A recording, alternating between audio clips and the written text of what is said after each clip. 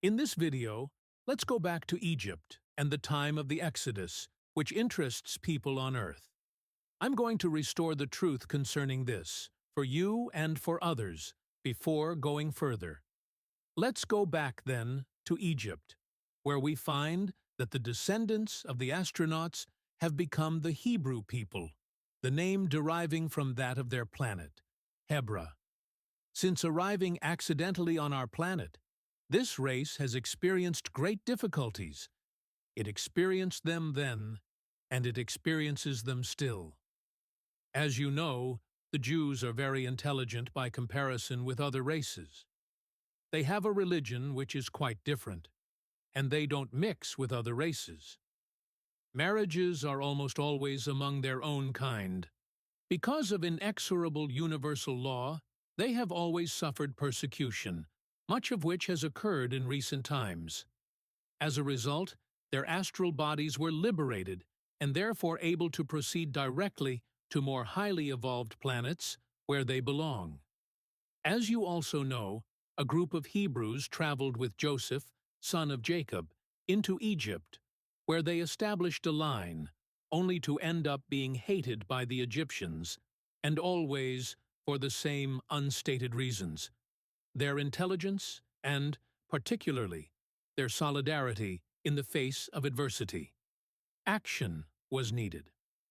This occurred during the time of the pharaoh Seti I. It was a time when the people of Earth had all become materialistic. In Egypt, it was common in high society to take drugs. Likewise, in Greece. Fornication with animals was by no means rare, something which is absolutely contrary to nature and universal law.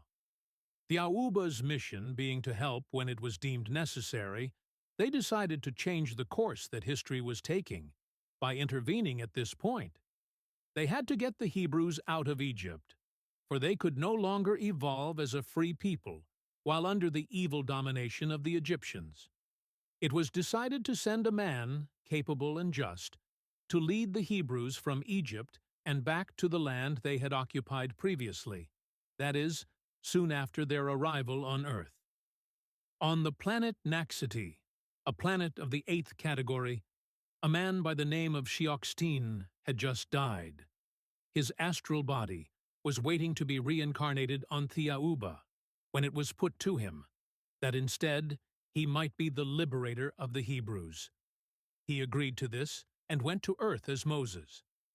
Moses, then, was born in Egypt of Egyptian parents. His father was the equivalent of a sub-lieutenant in the army. Moses was not born a Hebrew. That is yet another error in the Bible.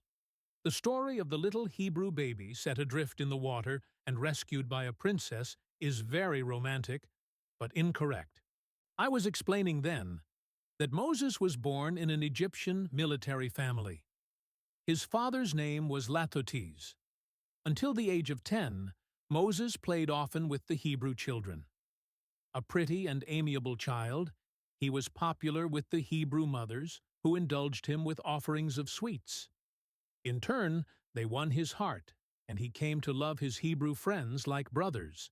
This is why he was incarnated, of course, but you must realize that, after having seen his life as Moses flash before him, and after accepting to live that life, all details of it were erased from his memory. He passed through what certain Nagas have called the River of Oblivion. This happens whether one accepts or rejects a possible reincarnation. Of course, there is a reason for it. If, for example, you remembered that, around 40 years of age, you would lose your wife and 2 cherished children in a car accident, and that you, yourself, would be confined to a wheelchair, the knowledge could tempt you to take your life rather than face up to your troubles, or it might lead you to behave badly in other spheres. So, the film is erased in something like the way you wipe out a tape recording. Occasionally, by accident, the machine does not erase everything, and you can hear brief portions of what should have been erased. Of course, my analogies are fanciful when I speak of films and tape recordings, but I hope they give you an idea of what I am trying to explain. In reality, the process involves electrophotonics, which mean nothing yet to people on Earth. This, in fact, occurs often in the films that the higher self shows to an astral body, which is why most people say, on several occasions in the course of their lives, "I have seen that before," or "I have heard that before," and they know what the very next action or word will be. In English, people call this feeling déjà vu. Here is an example of someone talking about déjà vu. The strangest such experience that I have had was when I was in French Equatorial Africa. I was in the army and we were on maneuvers about 600 kilometers from base. We were approaching the Chad border and I was standing with other soldiers in the back of a troop carrier facing the road. Suddenly, I recognized the road as if I'd been there just a fortnight before. I was as though hypnotized by this stretch of road that ended with a right-angled bend. I recognized the road, however, I was also sure that around the bend I was going to see a little straw hut, all by itself, sheltered by a mango tree. I was increasingly convinced that such would be the case, and when the truck took the bend, there it was, a lone straw hut beneath a mango tree. And then it was over. I recognized nothing more. My face turned white. My nearest companion asked me if I was feeling all right, and I explained what had happened. His response was, "You must have come here as a kid." I knew that my parents had never set foot in Africa, but I still wrote to them, so strongly had the experience affected me. Their reply was, "No, and you never left us to make any such accompanied journeys when you were little." So, my friend suggested that I might have gone there during a previous existence, for he was a believer in reincarnation. And it's what I've just explained. It illustrates very well what I was explaining in regard to Moses. He wanted to help the Hebrews, but as he chose to enter that world by the usual means, as a newborn baby, he was obliged to forget what the course of his life would be.